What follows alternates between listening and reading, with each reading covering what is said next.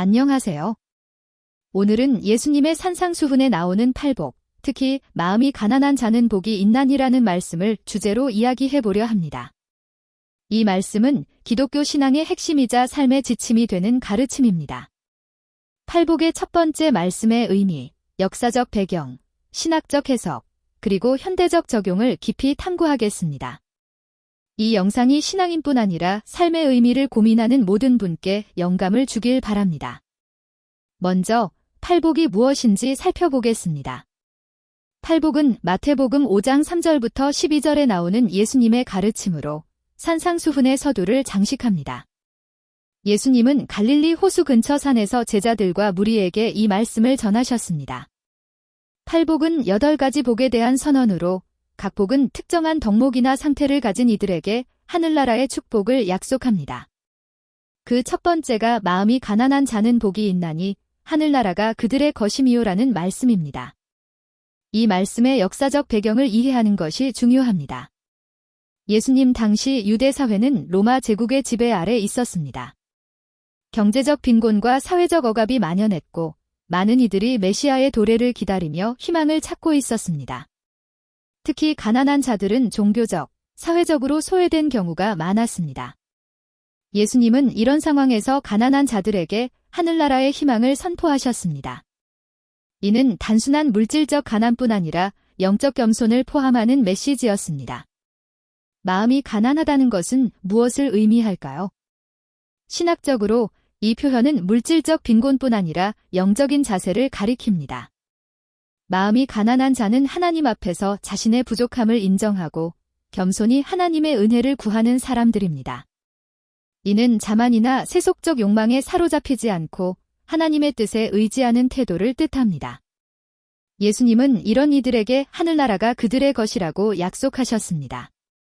하늘나라는 단순히 미래의 천국뿐 아니라 하나님의 통치가 임하는 현재의 삶 속에서도 경험할 수 있는 축복을 의미합니다. 팔복의 첫 번째 말씀은 다른 복들과 어떻게 연결될까요? 팔복은 서로 독립적인 가르침이 아니라 하나의 통합된 메시지를 형성합니다. 마음이 가난한 자는 이후의 복들, 예를 들어 애통하는 자, 유한 자, 의에 줄이고 목마른 자로 이어지는 영적 여정의 시작점입니다. 마음의 가난은 다른 덕목의 토대가 되며 하나님과의 올바른 관계를 위한 첫걸음입니다. 예를 들어 마음이 가난한 자는 자연스럽게 애통하며 자신의 죄와 세상의 고통을 슬퍼하고 온유한 마음으로 타인을 대할 수 있습니다. 이 말씀의 신학적 중요성을 더 깊이 살펴보겠습니다. 첫째, 이 가르침은 하나님의 나라가 세상의 가치관과 다르다는 것을 보여줍니다. 세상은 부, 권력, 명예를 성공의 기준으로 삼지만 예수님은 가난하고 겸손한 자들에게 복이 있다고 선언하십니다. 이는 하나님의 나라가 뒤바뀐 가치관, 즉 약자와 소외된 자를 우선시하는 질서를 드러냅니다. 둘째, 이 말씀은 하나님의 은혜를 강조합니다.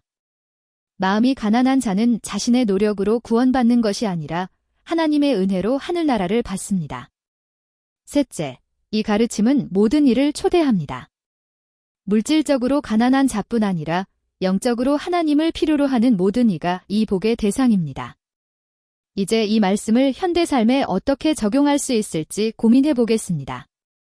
첫 번째 사례로 개인적 신앙생활을 생각해 봅시다. 바쁜 일상 속에서 우리는 종종 자만이나 자기중심적 태도에 빠지기 쉽습니다. 마음이 가난하다는 것은 매일 하나님 앞에서 겸손히 기도하며 우리의 연약함을 인정하는 것입니다. 예를 들어 직장에서 실패를 경험했을 때 이를 부끄러워하기보다 하나님의 도우심을 구하는 태도는 마음의 가난을 실천하는 길입니다. 두 번째 사례로 사회적 맥락을 살펴보겠습니다.